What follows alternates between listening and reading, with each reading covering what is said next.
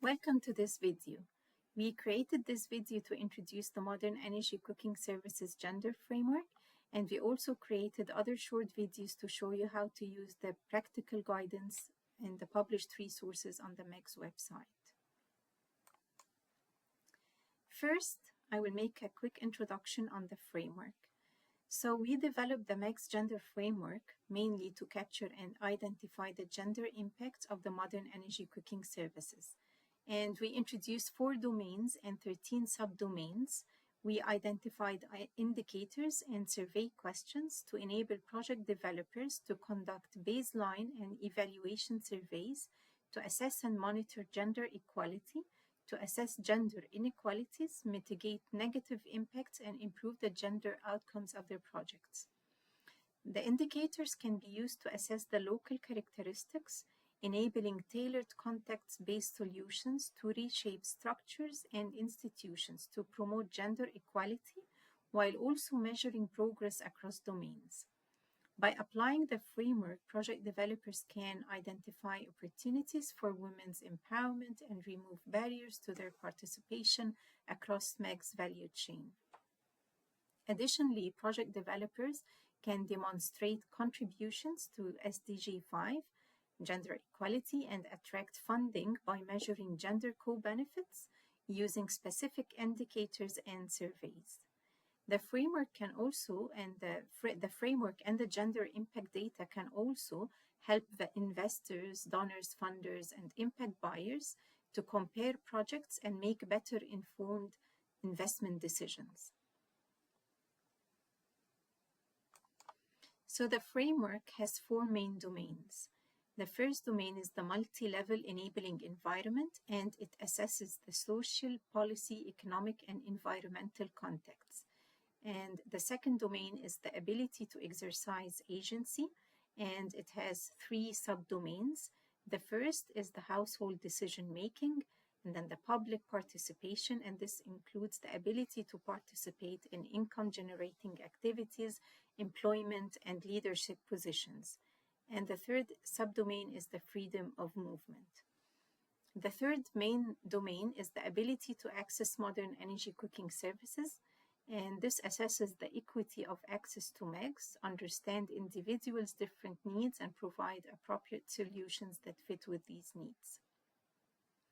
The fourth main domain is the access to MECS-related resources or the co-benefits, and this includes 6 subdomains.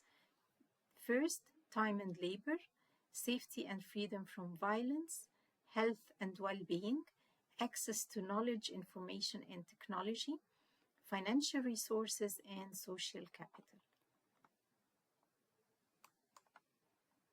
So we developed indicators and survey questions to assess and monitor progress made on each domain and subdomain at both household and organization levels. And the indicators and the survey questions were influenced by the CCA and ICRW social measurement tool, the regulatory indicators for sustainable energy, Women's Empowerment in Agriculture Index, and the national, regional, and global tools and measures that were used to assess gender equality in the water sector. So we also considered looking at other sectors and start looking at what tools and how did they measure the gender impacts in these sectors as well. And we also, using the gender framework, we would like also to consider that any data is collected in the project, even if you are measuring any other SDG impacts.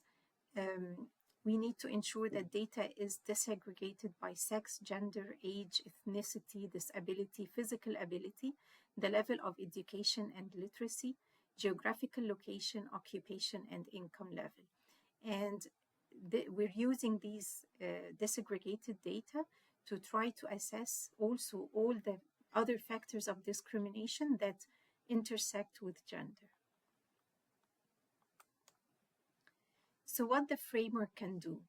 Some of the indicators can be used to understand the local characteristics, to tailor context-based solutions for MECS and improve the enabling environment and reshape existing structures and institutions to support and promote gender equality, while other indicators can be used to measure progress made on each domain and subdomain. Applying the gender framework can assist in understanding gender inequalities and identifying opportunities to mitigate negative impacts on end users, employees, and entrepreneurs in the MECS value chain.